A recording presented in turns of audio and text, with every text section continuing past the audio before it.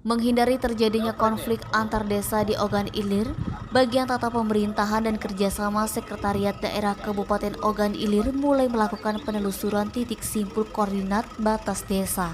Tahap awal dimulai di Kecamatan Pemulutan, tepatnya di Desa Pelabuhan Dalam.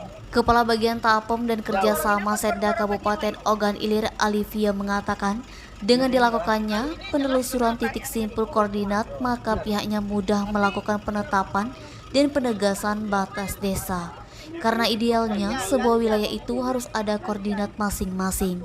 Proses penetapan dan penegasan batas antar desa ini diprediksi akan membutuhkan waktu yang cukup lama.